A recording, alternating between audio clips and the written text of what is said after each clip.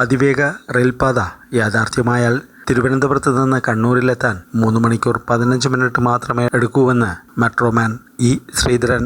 തിരുവനന്തപുരത്ത് നിന്ന് കോഴിക്കോട് എത്താനുള്ള സമയം വെറും 2.5 മണിക്കൂറായിരിക്കും. തിരുവനന്തപുരം കൊച്ചി യാത്രയ്ക്ക് വേണ്ടിവരിക 1 മണിക്കൂർ 20 മിനിറ്റ് ആയിരിക്കുമെന്നും ശ്രീധരൻ മെട്രോമാൻ കൂട്ടിച്ചേർത്തു. തുടക്കത്തിൽ 8 കോച്ചുകളായിരിക്കും ട്രെയിനിൽ ഉണ്ടാവുക. 560 യാത്രക്കാർക്ക് യാത്ര ചെയ്യാൻ കഴിയുന്ന വിധത്തിലാണ് സൗകര്യം ഒരുക്കുന്നതെന്നും അദ്ദേഹം പറഞ്ഞു. എല്ലാ സംസ്ഥാനങ്ങളിൽ നിന്നും വിരമിച്ചിരിക്കുകയാണ്.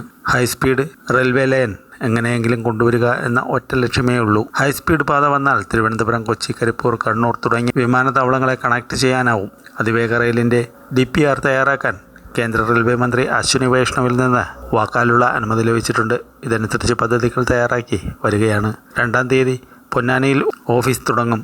റെയിൽവേ മന്ത്രാലയത്തിൽ നിന്ന് ഔദ്യോഗിക അനുമതി ലഭിക്കുന്നതിന് കാലതാമസം എടുക്കുമെന്നുള്ളതുകൊണ്ട് ഞങ്ങൾ നടപടികൾ നേരത്തെയാക്കി, അദ്ദേഹം കൂട്ടിച്ചേർത്തു. നഞ്ചൻകോട് റെയിൽവേ പാത ഈ വർഷത്തെ ബഡ്ജറ്റിൽ കൊണ്ടുവരണമെന്ന് ആവശ്യപ്പെടാനായി റെയിൽവേ മന്ത്രി അശ്വിനി വൈഷ്ണവിനെ കാണാൻ ചെന്നപ്പോഴാണ് അതിവേഗ റെയിൽപാത സംബന്ധിച്ച് ധാരണയായത്. ആദ്യ പദ്ധതി 350 കിലോമീറ്റർ വേഗതയിലായിരുന്നു. 64 കിലോമീറ്റർ പരിധിയിലായിരുന്നു ആദ്യത്തെ സ്റ്റേഷൻ പരിധി. അത് മാറ്റി 200 കിലോമീറ്ററാണ് ഇപ്പോൾ പരിഗണിക്കുന്ന പരമാവധി വേഗം. 20-25 കിലോമീറ്റർ പരിധിയിൽ സ്റ്റേഷനുകൾ വരും. 22 സ്റ്റേഷനുകളാണ് ഉണ്ടാകുകയെന്നും ശ്രീധരൻ പറഞ്ഞു.